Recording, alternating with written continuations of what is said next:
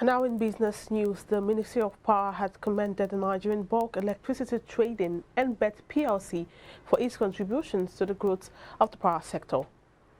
This was disclosed by the Minister of State for Power, Mr. Gidi Jedi Agba, on Sunday. The NBET is the manager and administrator for the Nigerian Electricity Supply Industry, NESI. The agency, which is wholly owned by the federal government, has continued to attract local and international commendation for managing the electricity pool. The minister noted that NBET's commitment and dedication to improving electricity supply in the country were quite commendable.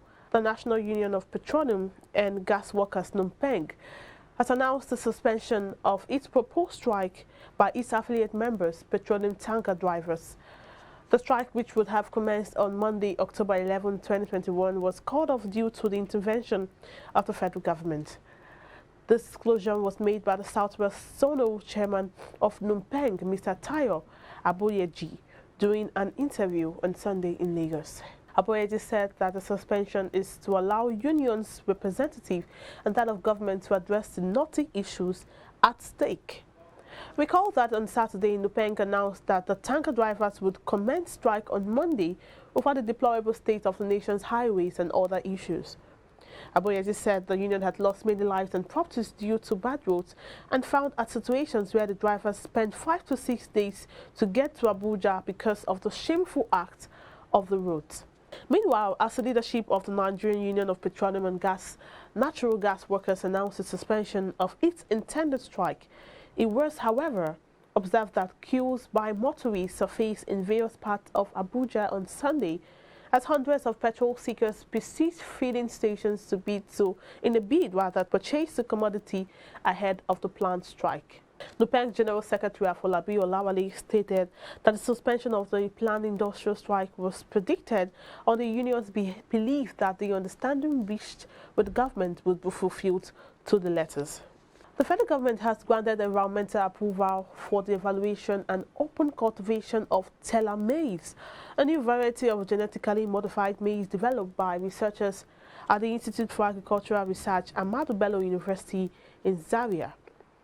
Approval for the cultivation of the crop was announced in a statement issued on Sunday in Abuja, jointly signed by the Communications Officer, West and Central Africa for African Agricultural Technology Foundation and the Information Officer, Abu Yakubu Dodo. According to the statement, the genetically modified maize would resist 4 armyworm stem bearers and tolerate moderate drought.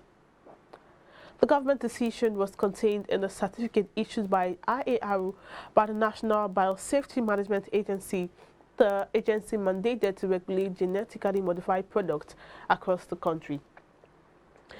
Against the backdrop of Nigerian foreign exchange markets instability, total foreign portfolio investments (FPI) inflow through the Nigerian stock markets has dropped by 44.1% to 262.85 billion naira year-on-year at August 2021 from 470.2 billion naira in the corresponding period of 2020.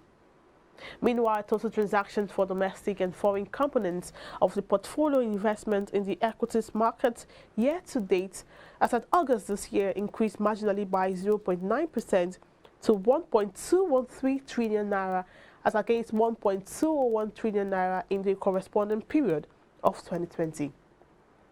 This indicates that the FPIs are yielding grounds to their domestic counterparts in the local bourse during the year.